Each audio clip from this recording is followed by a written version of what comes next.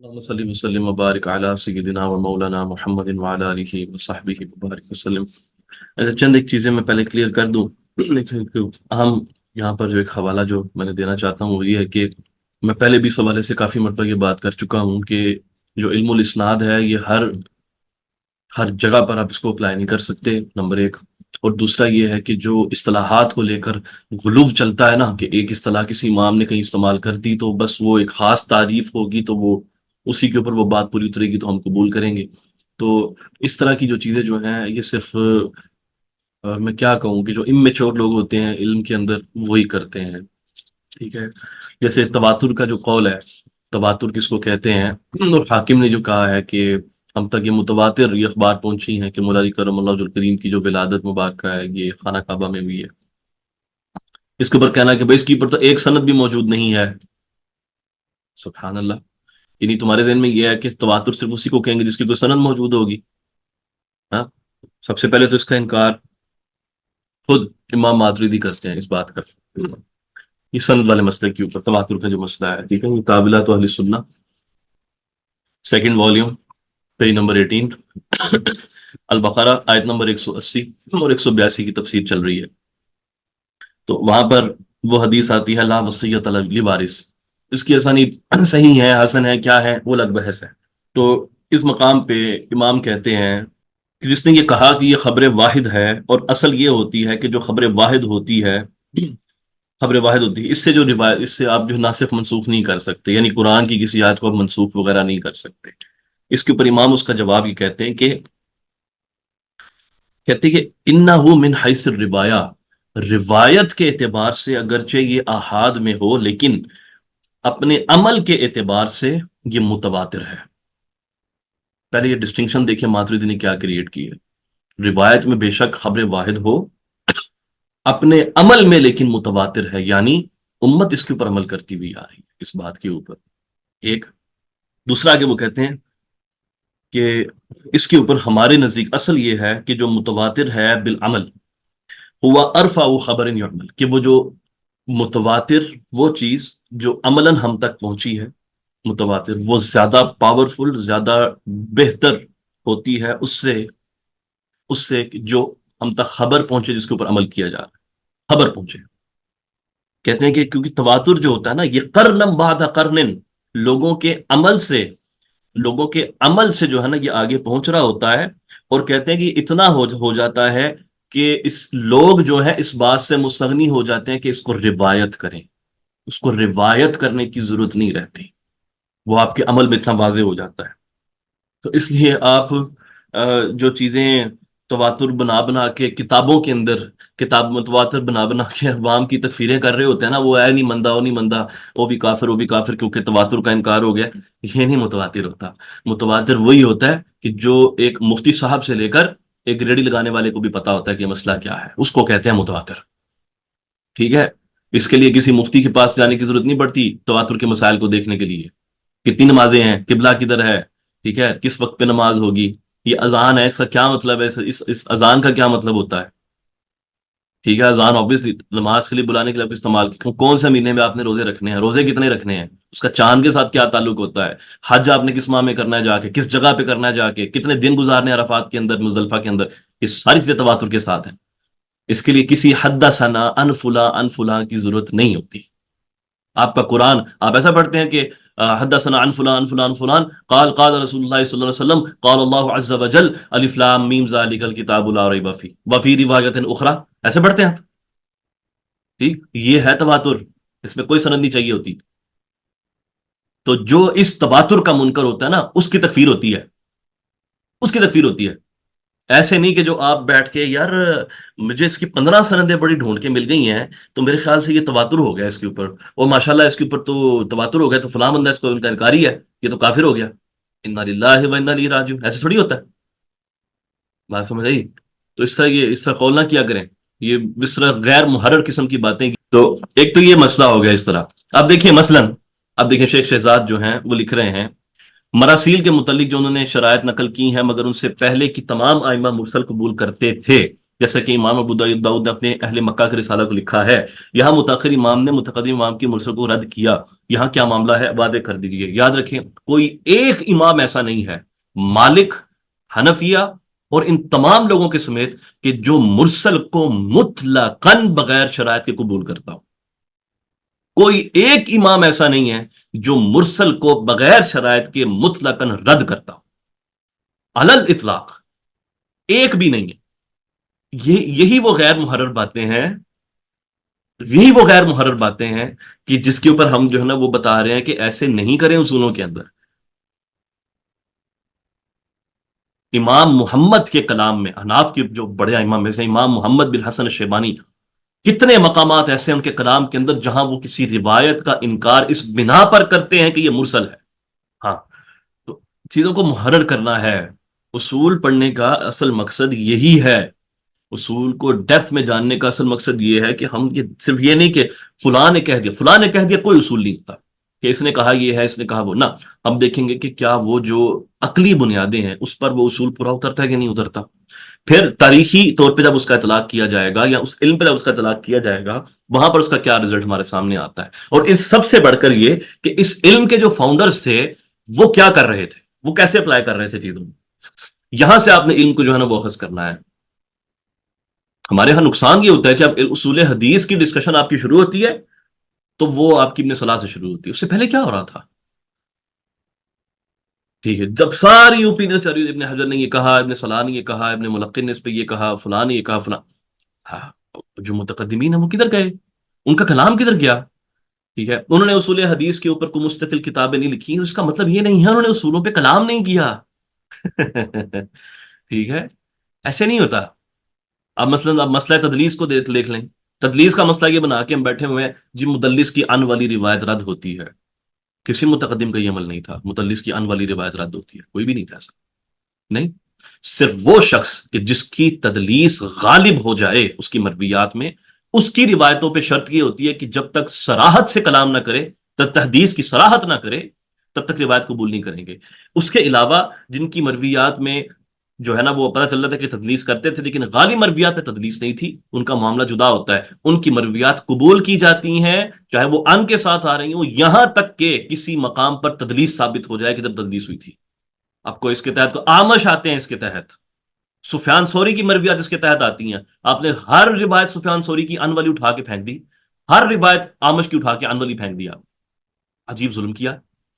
ٹھیک ہے، تو ایسے نہیں کرنا ہوتا چیزوں کو، سمجھے ذرا معاملات کیسے ہوتے ہیں۔ ایون ابو اسحاق السبیعی وہ بھی ٹھیک ہے۔ اچھا، تدلیس اور غالب تدلیس میں تفریق کیسے کی جائے گی، یہ آپ کو خود اس فن کے ائمہ بتائیں گے، متقدمین بتائیں گے کہ کس کی مرویات میں تدلیس غالب تھی، کس کی میں تدلیس غالب نہیں تھی۔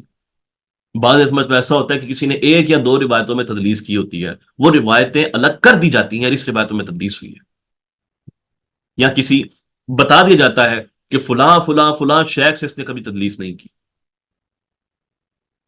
کیا آپ نے حافظ صحابی کی میزان سے آمش کا ترجمہ نہیں پڑھا؟ پڑھا ہے آپ لوگوں نے آمش کا ترجمہ؟ انہوں نے واضح کیا نہیں قاعدہ اس کے اندر بھی کہ ابو صالح سمان وغیرہ سے اور اس طرح کے دو تین شیوخ سے اب ان کی روایتیں ہوتی ہیں اس کو اتصال پر ہی محمول کیا جائے گا، کیوں؟ کیونکہ زیادہ تر روایتیں ان سے کر رہے ہوتے ہیں۔ تو یہ تو اس کے اندر نا یہ ایک چیز یاد رکھیے گا کہ شاذ کا مسئلہ جو ہم نے متاخرین نے متقدمین سے جو الگ سمجھا، اس کا نقصان یہ ہوا کہ جس کو متقدمین رد کر رہے تھے اس کو متاخرین صرف یہ کہہ کر قبول کرتے چلے گئے اس کے سارے راوی تو ثقہ ہیں۔ انہوں نے تفرد کے مسئلے کے اوپر دھیان نہیں دیا، اور بالکل اس کا اپوزٹ ہوا تدلیس کے مسئلے پہ کہ جن روایتوں کو متقدمین قبول کر رہے تھے متاخرین اس کو رد کرتے چلے گئے، یہ کہتے ہوئے جی ان کی جو ہے نا، تو پھر جب وہ بخاری مسلم کے اندر وہ ان آ جاتا ہے نا، ہو پھر سب کو پریشانی ہو جاتی ہے۔ نہیں نہیں نہیں، اس کتاب کے اندر شرائط ہی یہ رکھی گئی ہیں کہ جو ان جو سارے کے سارے اتصال پر محمول ہوں گی، جتنی بھی تدلیس والی روایتیں اس کو محمول کر لیا جائے گا، اس کے اوپر امت کا اجماع، اس کے اوپر اس کا اجماع، اس کا اجماع، پھر وہاں سے اب کہانی شروع کر دیتے ہیں، اصول برقرار نہیں رہتا نا۔ یہ دلیل ہے، یہ دلیل اس کتاب کے جو آتھرز ہیں بخاری مسلم کے، انہوں نے اس کتاب پر یہ شرط لگائی ہے، رکھی ہے یہ شرط، اس میں جو کچھ لائیں گے وہ صحیح ہوگا، یہ صحیح ہوگا۔ ٹھیک ہے، اس میں جو کچھ لائیں گے وہ صحیح ہوگا، تو اس لیے ہم قبول کر رہے ہیں۔ تو ابن حبان کا کیا قصور ہے؟ تو ابن خزیمہ کا کیا قصور ہے؟ انہوں نے شرط نہیں لگائی اپنی کتاب پہ یہ والی. وہاں تو آپ اپنا ٹوکا لے کے کھڑے ہو جاتے ہیں کہ نہیں ہم بھی چیک کریں گے تم نے جو لکھا ہے. ٹھیک ہے. تو یہ چیز نہیں ہے، اس طرح نہیں ہے جو کلام سے جو ہم کرتے ہیں سمجھتے ہیں نا. تو بس چیزوں کو جو ہے نا بڑا دھیان سے سمجھے، چیزیں جو ہے نا وہ کس طرح سے ہیں. بارک اللہ فیکم. چلیں جی. بسم الله الرحمن الرحيم. ثم الإسناد وهو الطريق الموصل إلى المتن، والمتن هو غاية ما إسناد من الكلام، وهو إما أن ينتهي إلى النبي صلى الله عليه وآله وسلم ويقتضي لفظه إما تصريحا أو حكما من المنقول الإسناد من قوله أو من فعله أو من تقريره. مثال المرفوع من القول تصريحا أن يقول الصحابي. اس پہ گفتگو شروع کی ہے کہ جو مرفوع جو روایت ہوتی ہے وہ کون سی ہوتی ہے، اور تصریحاً اور حکماً جس کو مرفوع کہا جاتا ہے نا وہ کیا چیزیں. ٹھیک ہے.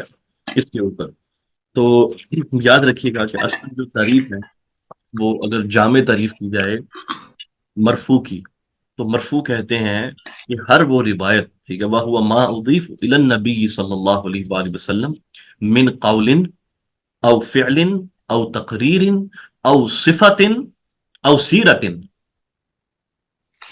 قول، فعل، تقریر، صفت اور سیرت.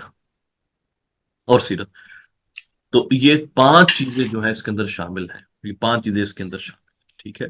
تو صرف جو یہاں تک رک جانا کہ قول، فعل اور تقریر اگر یہ صرف مرفوع ہیں، تو پھر جو آقا کے شمائل ہیں وہ کس میں آتے ہیں، آقا کریم صلی اللہ علیہ وسلم کی سیرت مطہرہ سے متعلق بہت سی چیزیں ہیں وہ پھر کدھر آتی ہیں. تو یہ مسائل اس میں پیدا ہوتے ہیں. اوکے.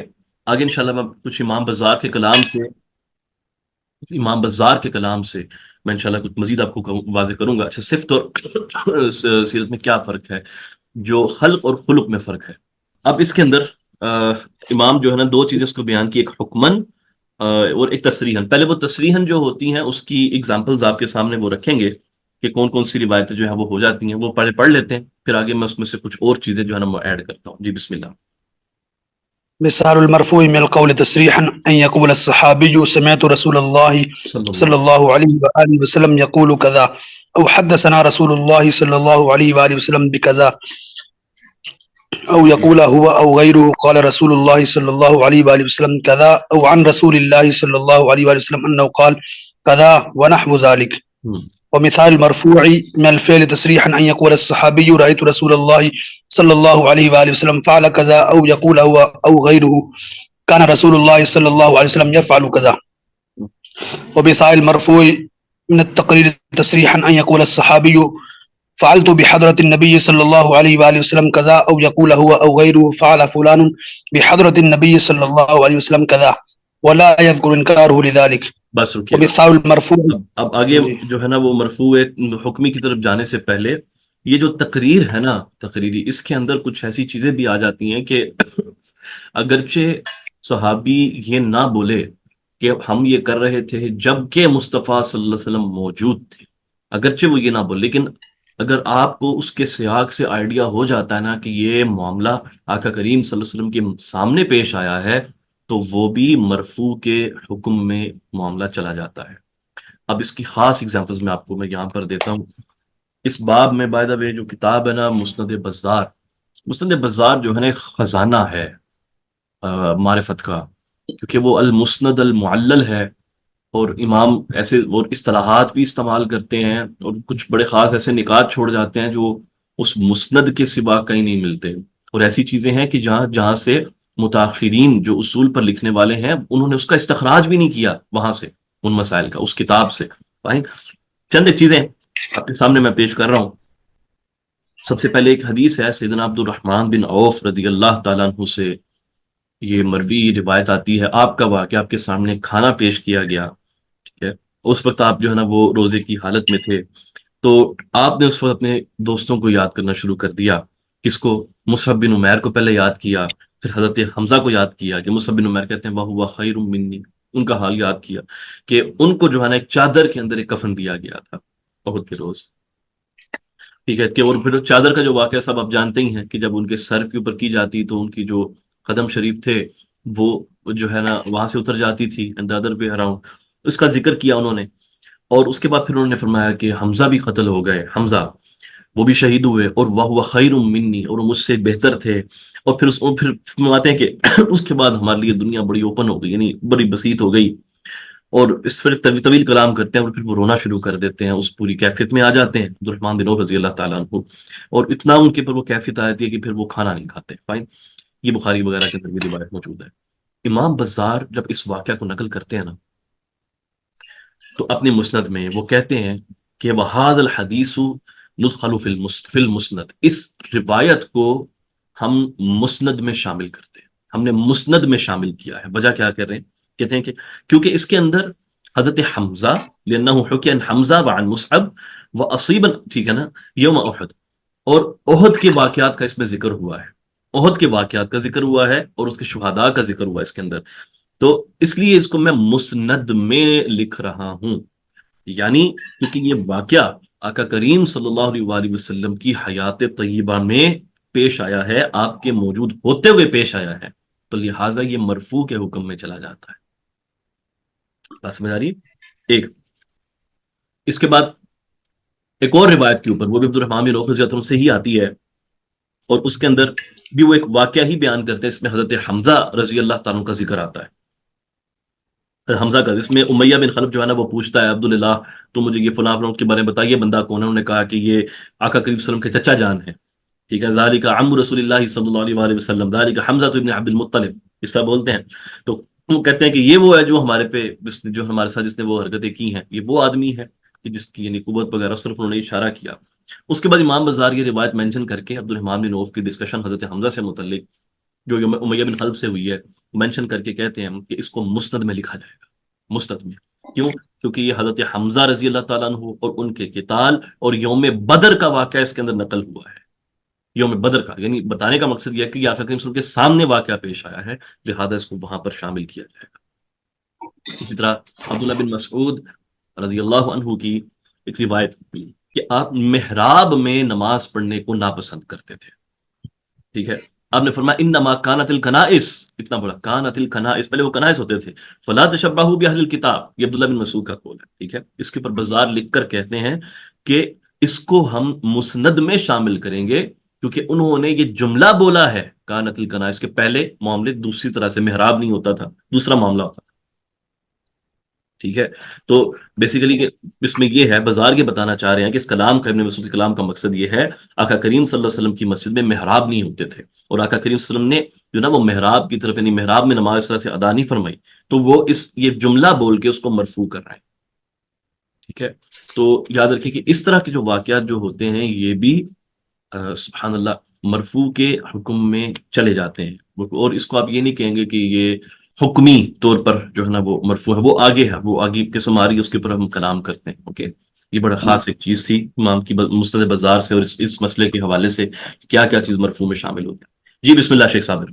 ومثال المرفوع من القول حكما لا تصريحا أن يقول الصحابي الذي لم يأخذ عن الإسرائيليات ما لا مجال للاجتهاد فيه ولا له تعلق ببيان لغة أو شرح غريب كالإخبار عن الأمور الماضية من بدء الخلق وأخبار الأنبياء أو الآتية كالملاحم والفتن وأحوال يوم القيامة، وكذا الإخبار عما يحصل بفعله ثواب مخصوص أو عقاب مخصوص. وإنما كان له حكم المرفوع لأن إخباره بذلك يقتضي مخبرا له، وما لا مجال للاجتهاد فيه يقتضي موقفا للقائل به، ولا موقف للصحابة إلا النبي صلى الله عليه وآله وسلم أو بعض من يخبر عن الكتب القديمة، فلهذا وقع الاحتراز عن القسم الثاني. شیخ صابر ایک میں یہاں ہولڈ کیجیے گا.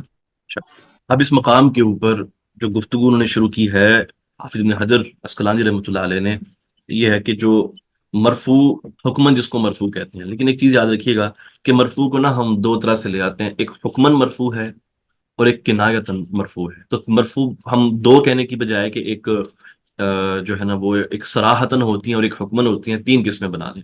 ایک صراحتن مرفوع ہوتی ہیں، ایک کنایتن مرفوع ہوتی ہیں، اور ایک حکمن مرفوع. تین بنا لیں کہ اس سے زیادہ اور اچھے طریقے سے انڈرسٹینڈنگ ڈیولپ ہوتی ہے. تو جو کنایتن جو مرفوع مرویات ہوتی ہیں یہ وہ ہیں کہ جس میں صحابی کہے من السنت قضا، یہ الفاظ، یا امرنا بھی ہمیں ایسا کرنے کا حکم دیا گیا، سنت میں یہ چیز شامل ہے، ہمیں فلاں سے منع کیا گیا. اوکے. اور یہ جو کہا جاتا ہے نا کہ کننا نفعل کذا، کہ ہم ایسے ایسے کیا کرتے تھے، چاہے وہ یہ بولیں یا نہ بولیں، آقا کریم صلی اللہ علیہ وسلم کے زمانے کا نام لیں یا نہ لیں، کہ آقا کے زمانے میں ایسے کرتے تھے. اگر زمانے کا ذکر کر دیں گے تو obviously دلیل تو قوی ہے، لیکن اگر وہ زمانے کا ذکر نہ بھی کریں نا صحابہ کہ کن، اور وہ صرف اتنا کہہ دیں کہ کننا نفعل کذا، یہ اس کے مرفوع کنایتن ہونے کے لیے انف ہے. اس کے اوپر جو اختلاف نقل کیا جاتا ہے کہ نہیں بعض کو مانتے بعض نہیں مانتے، پیور تھیوریٹیکل ڈسکشنز ہیں، پریکٹیکلی وہ چیز اس طرح سے اپلائی نہیں ہوتی. اکا دکا واقعہ جہاں پر ہر رول سے آپ کو کہیں نہ کہیں ایکسیپشن نظر آتی ہے، ایکسیپشن کے طور پہ آپ کو ایک دو ایگزامپل نظر آ جائیں گی، ایکسیپشنز کی بنا پر یعنی استثناء کی بنیاد پہ قواعد نہیں بنا کرتے. قواعد ہمیشہ دیکھتے ہیں کہ مجموعی طور پر صورتحال وہاں پر کیا تھی، اس طرح سے. تو مجموعی طور پہ جب بھی کوئی صحابی یہ کہتا ہوا نظر آئے گا من السنت کذا امرنا بکذا کننا نفعل بکذا وکذا، تو اس سے مراد مرفوع ہوگی، اور یہ کنایتاً مرفوع اس کو ہم اس پہ شامل کریں گے. ایک چیز یہ ہو گئی. دوسرا آ جاتے ہیں جو مرفوع حکمی ہے، جس کے اوپر حافظ یہاں پہ کلام کر رہے ہیں. سبحان اللہ بحمدہ سبحان اللہ العظیم. بلکہ یوں کر لیتے ہیں کہ اس کو نا ہم جو اپنا میرا کلام ہے نا اس کو میں مکمل کر دیتا ہوں، پھر یہ ہے کہ جب ہم وہ پورا کلام پڑھیں گے حافظ ابن حجر اسقلانی کا تو وہ زیادہ اس پہ جو ہے نا پھر واضح ہو جائے گا. ٹھیک. تو یہاں پہ آ گیا کہ جو حکمی طور پر جو مرفوع ہوتی ہے اس کا کیا مطلب ہے. مثلا اس میں کوئی صحابی اگر ایسی بات کر دے نا کہ جو ممکن نہیں کہ وہ اپنے اجتہاد سے کر سکتا ہو، ممکن نہیں اپنے اجتہاد سے کر سکتا ہو، ایک قاعدہ اس کا یہ ہے، تو ہم اس کو کیا کہتے ہیں کہ یہ مرفوع ہے، اور یہ حکمی طور پر جو ہے نا مرفوع ہے. تو یاد رکھیے کہ ہر روایت، ایسے نہیں کہ کوئی بھی موقوف روایت ہے اس کو اٹھا کے آپ مرفوع بنا دیں گے. 3 شرائط کو آپ نے دیکھنا ہے، اس کو نوٹ کر لیں. 3 شرائط دیکھنے والی ہیں کہ جب آپ نے کسی موقوف روایت کو مرفوع کے حکم میں لے کے جانا ہے. سب سے پہلے یا تو ہم قطعی طور پر یا پھر یہ کہ غالب گمان جو ہمارا ہے وہ اس طرف جائے کہ یہ جو فلاں کلام ہے یہ اجتہادی طور پہ ظاہر نہیں ہو سکتا. اوکے. ایک ہی مثلا جس کے اندر کوئی صحابی قطعی طور پہ یہ کلام کرتا ہے کہ فلاں کام گناہ ہے، جس نے فلاں کام کیا فقد عصى ابا القاسم، بعض روایتوں کے الفاظ اس نے ابو القاسم صلی اللہ علیہ وسلم کی نافرمانی کی، وہ صحابی کہہ دیتے ہیں. یا جس نے، یا صحابہ باز کہتے ہیں کہ جس من فعل کذا فقد بری من محمد صلی اللہ علیہ وسلم، جس نے فلاں حرکت کی وہ آقا کریم صلی اللہ علیہ وسلم سے جو ہے نا وہ بری ہے، بری الذمہ. تو یہ ساری ایک تو یہ چیز، تو اس حوالے سے یہاں تو قطعی طور پر یا غالب گمان اس طرف جائے کہ بھئی یہ کلام اجتہادی نہیں ہو سکتا. ایک اسی کے اندر ایک اور اگزامپل اگر میں دیتا ہوا جاؤں تو وہ ابن عباس کی اثر ہے، ابن عباس کی رضی اللہ عنہما، جس کو بزار نقل کرتے ہیں طاووس کے طریقے کہ ایک آدمی ابن عباس رضی اللہ تعالیٰ عنہ سے سوال کرتا ہے 2 رکعتیں پڑھنے سے متعلق عصر کی نماز کے بعد، ان رکعتین بعد العصر. تو اس کے جواب میں عبداللہ بن عباس رضی اللہ تعالیٰ عنہ قرآن حکیم کی آیت مبارکہ تلاوت کرتے ہیں کہ وما كان لمؤمن ولا مؤمنة اذا قضى الله ورسوله امرا ان يكون لهم الخيارة من امره. وہ آیت مبارکہ جو آقا کریم صلی اللہ علیہ وسلم کی اتھارٹی سے متعلق ہے کہ یہ کسی مومن مومنہ کے لیے یہ چیز جائز نہیں ہے، کسی کو سوٹ نہیں کرتی کہ جب اللہ اس کا رسول کسی مسئلے پہ اپنا حکم دے دیں تو اس کے بعد جو ہے نا وہ کچھ اور دیکھتا پھرے. فائن. یہ کہہ کے بس اتنی روایت ہے، انہوں نے یہ ڈائریکٹلی اپنے باس سے نہیں کہا کہ آقا نے منع کیا ہے، بلکہ آیت مبارکہ پڑھ دی جس میں انڈیکیشن یہ تھی نا. تو اس کے اوپر بزار کہتے ہیں کہ ہم نے یہ حدیث ذکر کیا وَإِنَّمَا ذَكَرْنَا هَذَا الْحَدِيث لِأَنَّ مَعْنَاهُ، کہ اس کا معنی یہ ہے، اس کا معنی یہ ہے کہ نُهِیَ عَنِ الرَّكْعَتَيْنِ بَعْدَ الْعَصْرِ، کہ منع کیا گیا ہے، منع کیا گیا ہے 2 رکعتیں جو ہیں کوئی بھی نماز عصر کی نماز کے بعد پڑھنے کے بعد. ٹھیک ہے. تو وہ اس کو اس طرف جو ہے نا اس کو وہ لے گئے. تو یہ پہلا آئی ہوپ کی کلیئر ہو گیا ہوگا کہ جہاں پر اجتہاد نہیں آپ کا وہ الفاظ سے پتہ چل جاتا ہے. اوکے. تو اس کو آپ مرفوع اس موقوف کو مرفوع میں لے کر جائیں گے. دوسرا یہ ہے کہ یہاں پر آپ قطعی طور پر یا آپ غالب گمان اس طرف ہو کہ یہ جو بات آپ تک پہنچی ہے یہ اسرائیلیات میں سے نہیں ہے، اسرائیلیات میں سے نہیں ہے. ہاں یہاں پر ایک مسٹیک ہوتی ہے جو بہت ہی زیادہ سمجھنے کی ضرورت ہے. اکثر لوگ یہاں پر اپنا جو رخ ہے وہ اس طرف کر دیتے ہیں کہ یہ فلاں بندہ اسرائیلیات روایت کرتا تھا لہذا اس کی بات کو رد کر دیا جائے، نہیں، ایسے نہیں کرے، ٹھیک ہے؟ راوی کے حال سے زیادہ وہ جو مضمون ہے نا اس مروی کا، اس روایت کا مضمون، اس کے اوپر غور کریں کہ وہ کیا ہے، وہاں سے آپ کو کلیئرٹی ملے گی کہ یہ اسرائیلیات میں سے ہو سکتا ہے کہ نہیں ہو سکتا۔ یہ نقطہ سمجھ آیا؟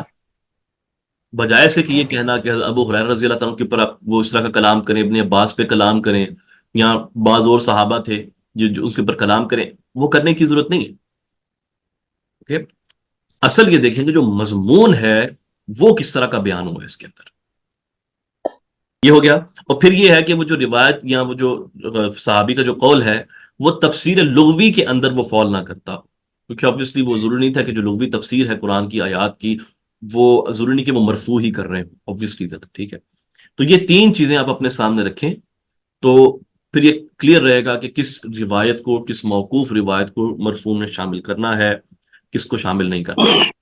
اس کے علاوہ مرفوع کے اندر جو اسباب نزول ہے، اسباب نزول جو صحابی بیان کرتے ہیں کہ فلاں آیت فلاں فلاں موقع کے اوپر یا فلاں جگہ پر فلاں انسٹنس کی وجہ سے نازل ہوئی، اسباب النزول کا جو پورا علم ہے یہ بھی مرفوعات کے اندر آتا ہے، اگر یہ ثابت ہو جائے یہ مرفوع کے اندر آتا ہے۔ اس لیے آپ دیکھیے کہ جو بخاری اور مسلم کیونکہ شرائط یہ رکھی ہیں اپنی کتاب کے اندر کہ اس میں مرفوع مرویات کا ذکر کریں گے، بٹ دا سیم ٹائم وہ بہت سے صحابہ سے شان نزول سے متعلق آیات کو جو احادیث ہیں وہ نقل کرتے ہیں شان نزول سے متعلق۔ اوکے، مثلا ایک میں پڑھ دیتا ہوں آپ کے لیے اس کے اندر، سبحان اللہ والحمد للہ العظیم، عبداللہ بن مسعود رضی اللہ تعالیٰ کی سے ایک روایت آتی ہے اس آیت کریمہ کی شان نزول سے متعلق، قل ادعوا الذین زعمتم من دونہ فلا یملکون الی آخر۔ اس میں ابن مسعود جو ہے نا وہ کہتے ہیں کہ یہ آیت نازل ہوئی تھی بعض عرب کے لوگوں کے اوپر کہ جو بعض جنوں کی پوجا کیا کرتے تھے، تو جنوں نے تو اسلام قبول کر لیا تھا، البتہ یہ جو انسان تھے ان کو پتہ نہیں تھا اس بات کو، پھر بھی ان کی عبادت کیے جا رہے تھے، تو ان کے اوپر جو ہے نا یہ آیت مبارک جو ہے نا وہ نازل ہوئی کہ اولئک الذین یدعون یبتغون الی ربہم الوسیلہ الی آخر۔ تو بازار اس حدیث کو لکھ کر کہتے ہیں کہ اس حدیث کو ہم نے مسند عبداللہ میں داخل کیا ہے، مسند میں داخل کیا ہے، کیونکہ انہوں نے اس میں یہ لفظ استعمال کیا ہے کہ فیہ نزلت، اس میں یہ اتاری گئی تھی، یو انڈرسٹینڈ؟ صرف اس جملے کی وجہ سے اس کو ہم نے مرفوع میں داخل کر دیا، مسند میں ڈال دیا ہے اس روایت کو، ٹھیک ہے؟ چلیں جب یہ چیز ہو گئی، اب آخری کلام اس کے اوپر میں یہ کروں گا کہ اس باب میں آپ نے غلو سے بچنا ہے، افراط و تفریط سے بچنا ہے، نہ تو ہر موقوف روایت کو اٹھا کے آپ مرفوع بنائیں گے، ٹھیک ہے؟ اور نہ ہی ایسا ہوگا کہ آپ بالکل کلیتاً اس کا انکار کر دیں کہ کوئی موقوف روایت جو ہے وہ مرفوع کے حکم میں جا سکتی ہے۔ ان دونوں بیہیویئر سے جو ہے نا وہ بچنے کی ضرورت ہے، فائن؟ جو ایک مڈل گراؤنڈ ہے اس طرف جائیں، اور یہ جو ڈسکشن ہے کہ کیا چیز موقوف یہ مرفوع میں جاتی ہے نہیں جاتی، یقین مانیے کہ یہ فقہا زیادہ بہتر انداز میں کر سکتے ہیں بجائے اس کے کہ صرف وہ لوگ کہ جو صرف اور صرف اسانید کا یا علل کا علم رکھتے ہیں، فائن؟ جو فقہا ہیں اور وہ اس چیزوں کا علم رکھتے ہیں وہ زیادہ آپ کو بہتر طریقے سے اس حوالے سے گائیڈ کر سکتے ہیں کہ یہ معاملے کیا ہے، ٹھیک ہے؟ چلیں جی، شیخ ثابت پڑھتے جائیے اس کو آگے جی۔ فإذا كان كذلك فله حكم ما لو قال رسول الله صلى الله عليه وآله وسلم فهو مرفوع سواء كان مما سمعه منه أو عنه بواسطة. ومثال المرفوع من الفعل حكما أن يفعل ما لا مجال الاجتهاد فيه فينزل على أن ذلك عنده النبي صلى الله عليه وسلم كما قال الشافعي في صلاة علي في الكسوف في كل ركعة أكثر من ركوعين. ومثال المرفوع من التقرير حكما أن يخبر الصحابي أنهم كانوا يفعلون في زمان النبي صلى الله عليه وسلم كذا فإنه يكون له حكم الرفع من جهة أن الظاهر اطلاعه صلى الله عليه وسلم على ذلك لتوفر دواعيهم على سؤاله عن أمور دينهم، فلأن ذلك الزمان زمان نزول الوحي فلا يقع من الصحابة فعل شيء ويستمرون عليه إلا الفعل. وقد استدل جابر وأبو سعيد ما على جواز العزل بأنهم كانوا يفعلونه والقرآن ينزل، ولو كان كذلك مما ينهى عنه لنهى عنه القرآن. ويلتحق بقول حكما ما ورد بصيغة الكناية في موضع الصيغ الصريحة بالنسبة إليه صلى الله عليه وآله وسلم كقول التابعي عن الصحابي يرفع الحديث أو يرويه أو أو يبلغ به أو رواه. وقد يقتصرون على القول مع حذف القائل ويريدون به النبي صلى الله عليه وسلم كقول ابن قال تقاتلون قوما الحديث. وفي كلام الخطيب أنه اصطلاح خاص بأهل البصرة. ومن الصيغ المحتملة قول الصحابي من السنة كذا، فالأكثر أن ذلك مرفوع. ونقل ابن عبد البر فيه الاتفاق. قال وإذا قالها غير الصحابي فكذلك ما لم يضفها إلى صاحبها كسنة العمرين. وفي نقل الاتفاق نزر.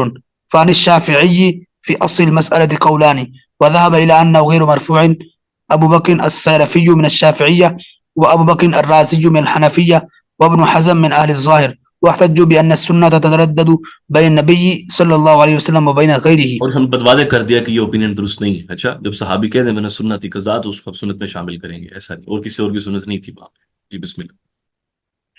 أجيبوا بأن احتمال إرادة غير النبي صلى الله عليه وسلم بعيد. وقد روى البخاري في صحيحه في حديث ابن شهاب عن سالم بن عبد الله بن عمر عن أبيه في قصة مع الحجاج حين قال له إن كنت تريد السنة فهجر بالصلاة. قال ابن شهاب فقلت لسالم أفعله رسول الله صلى الله عليه وسلم؟ فقال وهل يعنون بذلك إلا سنته.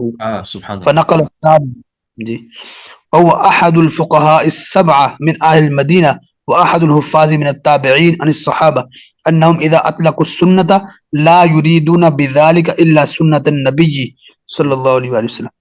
وأما قول بعضهم إن كان مرفوعا فلما لا يقولون فيه قال رسول الله صلى الله عليه وسلم؟ فجوابه أنهم تركوا الجزم بذلك تورعا واحتياطا. ومن هذا قول أبي قلابة عن أنس رضي الله عنه من السنة إذا تزوج البكر على الثيب أقام عندها سبعا أخرجاه في الصحيح. قال أبو قلابة لو شئت لقلت إن أنسا رفعه إلى النبي صلى الله عليه وسلم، أي لو قلت لم أكذب، لأن قوله من السنة هذا معناه، لكن إراده بالصيغة التي ذكرها الصحابة أولى. ومن ذلك قول الصحابي أمرنا بذلك أو نهينا عن ذلك، فالخلاف فيه كالخلاف في الذي قبله، لأن مطلق ذلك ينصرف بظاهره إلى من له الأمر والنهي وهو الرسول صلى الله عليه وآله وسلم. وخالف في ذلك طائفة تمسكوا باحتمال أن يكون المراد غيره كأمر القرآن أو الإجماع أو بعض الخلفاء والاستنباط، وأجيبوا بأن الأصل هو الأول وما عداه محتمل لكنه بالنسبة إليه مرجوح. وأيضا فمن كان في طاعة رئيس إذا قال أمرت لا يفهم عنه أن آمره إلا رئيسه. وأما قول من قال يحتمل أن يظن ما ليس بأمر أمره فلا اختصاص له بهذه المسألة، بل هو مذكور فيما لو صرح فقال أمرنا رسول الله صلى الله عليه وسلم بكذا، وهو احتمال ضعيف لأن الصحابي عادل عارف باللسان فلا يطلق ذلك إلا بعد التحقيق. ومن ذلك قوله كنا نفعل كذا فله حكم الرفع أيضا كما تقدم. ومن ذلك أن يحكم الصحابي على فعل من الأفعال بأنه طاعة لله أو لرسوله أو معصية، كقول عمار من صام اليوم الذي يشك فيه فقد عصى أبا القاسم صلى الله عليه وسلم، فهذا حكمه الرفع أيضا لأن الظاهر أن ذلك مما تلقاه عنه صلى الله عليه وسلم. الموقوف أو أن ينتهي غاية الإسناد إلى الصحابي كذلك، أي مثل ما تقدم في كون اللفظ يقتضي التصريح بأن المنقول هو من قول الصحابي أو من فعله أو من تقريره، ولا يجيء فيه جميع ما تقدم بل معظم هو التشبیہ لا تشترط في المساوات من كل جهة.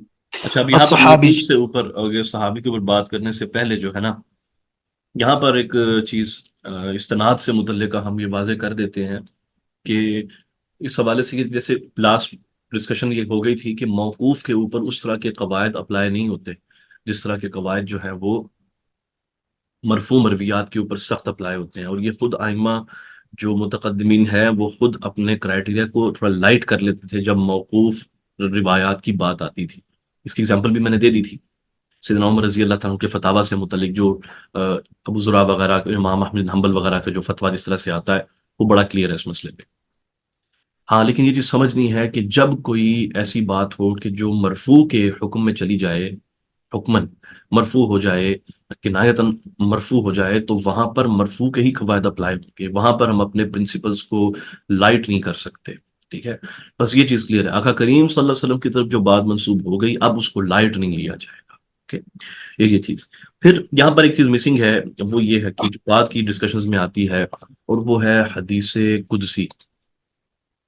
حدیث قدسی جو جس کو ہم کہتے ہیں جس کے اندر آقا کریم صلی اللہ علیہ وسلم اللہ سبحانہ و تعالیٰ کا کوئی قول بیان کرتے ہیں، کوئی بات بیان کرتے ہیں، اور وہ قرآن حکیم میں نہیں ہوتی۔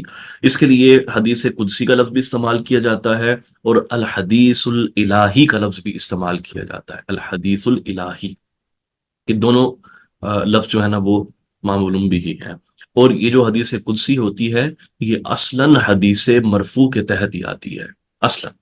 ایک پھر اس کو قدسی اس لیے کہتے ہیں کیونکہ یہ اللہ سبحانہ وتعالیٰ کا جسم پاک ہے قدوس، اس کی طرف منسوب ہے، اور ان جو کلام ہے وہ اس یعنی کہ اس کا معنی یہ ہے کہ یہ کلام اس کا ہے کہ جو سبحان اللہ صاحب القداسہ ہے، اور جو منزہ ہے اور ہر نقص سے پاک ہے۔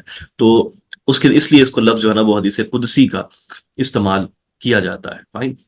اچھا، اب آپ نے ایک چیز یہ سمجھنی ہے اس مقام کے اوپر کہ اس کو جو ہے نا مرفوع میں ہی شامل کیا گیا، اس لیے بخاری، مسلم اور دیگر سنن سمیت ہر کتاب میں آپ کو جو حدیث قدسی ہے یہ مل جاتی ہیں، حدیث قدسیہ مل جاتی ہیں۔ اور یہ جو جب اس حدیث کو حدیث الہی کہنا یا حدیث قدسی کہنا یہ متاخرین کا اطلاق ہے۔ پہلے ارلی آئمہ میں اتنی زیادہ چیز یہ نظر نہیں آتی کہ وہ اس کو کچھ سیپریٹلی کسی طریقے سے جو ہے نا وہ ڈیل کرتے ہوں۔ اب یہ چیز واضح رہے کہ حدیث قدسی اس وقت ہوگی کہ جب اس کے اندر آقا کریم صلی اللہ علیہ وسلم کا اسم پاک موجود ہوگا، آقا کی طرف وہ بات منسوب ہوگی۔ ہاں، اگر کوئی ایسی روایت ہے کہ جو کسی صحابی یا تابعی کی طرف ختم ہو رہی ہے، یعنی کہ موقوف ہے یا مقطوع ہے، تو اور وہ کلام اللہ کی طرف منسوب کرتا ہے تو وہ اسرائیلیات میں سے ہوگا۔ وہ لازم نہیں ہے کہ وہ مرفوع ہو اور آقا کریم صلی اللہ علیہ وسلم نے وہ فرمایا ہو۔ یہ نقطہ سمجھ آیا ہے؟ حدیث قدسی کے لیے اصلاً حدیث قدسی ہونا یہ لازم ہے کہ اس میں مصطفیٰ صلی اللہ علیہ وسلم کا ذکر پاک موجود ہو۔ اگر ذکر پاک نہیں ہے، کوئی اور صحابی نقل کر دیتا ہے، تابعی نقل کر دیتا ہے، تو وہ حدیث قدسی نہیں ہے پھر۔ پھر جو احادیث قدسیہ ہوتی ہیں ان میں صحیح بھی ہیں، ضعیف بھی ہیں، موضوع بھی ہیں، ہر قسم کی جو ہے نا وہ روایت آپ کو بہرحال مل جاتی ہے۔ اس میں بھی شروحات بھی لکھی گئی ہیں، بہت سے اس طرح کا مواد آپ کو ملتا ہے۔ اس کے اندر جو کتب جو موجود ہے نا، الاحادیث الالہیات کے نام سے ظاہر بن طاہر الشحامی کی کتاب ہے، 533 ہجری میں ان کا وصال ہے۔ تو آپ دیکھیں گے پتہ چلتا ہے کہ اس اوائل دور میں، یعنی کہ بہت زیادہ اوائل تو نہیں ہے، دارقطنی کا زمانہ تو ختم ہو گیا ہے بعد میں، لیکن سٹل ابن صلاح سے پہلے اس زمانے میں ان احادیث کے اوپر اسپیشل جو ہے نا وہ دھیان علماء کا وہ گیا تھا، اور وہ اس کے اوپر کام کر رہے تھے۔ 533 ہجری۔ اور اس کے بعد ایک اور کتاب ہے علی بن بلبان الفارسی کی المقاصد السنیہ فی الاحادیث الالہیہ کے نام سے۔ پھر مناوی کی کتاب ہے اس باب میں الاتحافات السنیہ فی الاحادیث الالہیہ۔ تو اس باب میں پھر اس طرح اور بھی حدیث قدسی کو لے کر بہت سی کتابیں جو ہے نا وہ لکھی گئی ہیں۔ یہ جو حدیث قدسی ہوتی ہے اس کے متعلق علامہ طیبی رحمۃ اللہ علیہ فرماتے ہیں، ابو البقاء اس کو نقل کرتے ہیں سب سے پہلے اپنی کلیات کے اندر کہ قرآن میں اور حدیث قدسی میں کیا فرق ہے۔ کہتے ہیں کہ ان القرآن ما کان لفظہ ومعناہ من عند اللہ بوحی جلی۔ قرآن وہ ہوتا ہے کہ جس کا لفظ اور معنی کہ دونوں وحی جلی کی صورت میں آقا کریم صلی اللہ علیہ وسلم کے اوپر نازل ہوتا ہے، جبکہ حدیث قدسی جو ہوتی ہے اس کے لفظ آقا کی طرف سے ہوتے ہیں، ما کان لفظہ من عند الرسول، سنیے، ومعناہ من عند اللہ، اور اس کا معنی جو ہے اس کے اندر وہ اللہ کی طرف سے نازل ہوتا ہے، بالالہامی او بالمنام، یا الہام کی صورت میں یا خواب کی صورت میں آتا ہے۔ ایک ہی جملہ ہو گیا۔ سبحان اللہ۔ امام طیبی آگے لکھتے ہیں مقام کے اوپر کہ قرآن جو ہے هو اللفظ، یہ وہ لفظ ہے جو نازل ہوا ہے، جبرائیل علیہ السلام لے کر اترے ہیں نبی مصطفیٰ صلی اللہ علیہ وسلم کے اوپر، اور جو قدسی جو روایت ہوتی ہے یہ وہ خبر ہوتی ہے کہ جس کا معنی اللہ کی طرف سے ہوتا ہے، الہام یا منام کی طرف سے، اور آقا کریم صلی اللہ علیہ وسلم اپنی عبارت یعنی اپنے الفاظ مبارکہ استعمال کرتے ہوئے اس چیز کی خبر امت کو دیتے ہیں۔ اور جو ساری احادیث ہیں ساری، اس کو اللہ کی طرف منسوب نہیں کیا جاتا اور نہ اللہ کی طرف سے روایت کیا جاتا ہے۔ یہ بھی سمجھ آ گیا؟ تو اس لیے جو حدیث قدسی ہے نا اللہ کا کلام نہیں ہوتا. کلام بمعنی لفظ اللہ کے نہیں ہوتے. ٹھیک ہے، یہ مفہوم معنی اللہ کی طرف سے آقا کریم صلی اللہ علیہ وسلم کو ایک خاص مقام پر عطا کیا جاتا ہے، اور آقا کریم صلی اللہ علیہ وسلم اس میں یہ لفظ آپ کے خود ہوتے ہیں، جو اس کیفیت اس لسان حال سے آپ ادا فرماتے ہیں. یہ اس کی حقیقت ہے، اس کی ریالٹی ہے. وہ ایک محاورہ بولا جاتا ہے نا کہ بادشاہ کا کلام کلاموں کا بادشاہ ہوتا ہے. چلے الحمدللہ. تو یہ اس لیے میں نے یہاں پر کلام کیا اس کے حوالے سے کہ جو مرفوع کی جو بات ہو رہی تھی، کہ جو بات منسوب ہوتی ہے کسی کی طرف وہ کیا ہوتی ہے. آقا کریم صلی اللہ علیہ وسلم کی طرف جو بات منسوب ہو، اور جو حدیث قدسی ہے وہ بھی اسی کے تحت آتی ہے. وہ ساری کی ساری باتیں اسی کے تحت آ جاتی ہیں. اور حدیث قدسی کی ریالٹی کیا ہے، اس مقام پہ ختم کرتے ہیں انشاءاللہ. آگے پھر ہم اپنی جو ڈسکشن ہے وہ پھر آگے جا کے دیکھیں گے اگلی کلاس میں انشاءاللہ. بارک اللہ فیکم. اللہ تعالیٰ آپ سب کو سلامت رکھے. السلام علیکم ورحمۃ اللہ وبرکاتہ.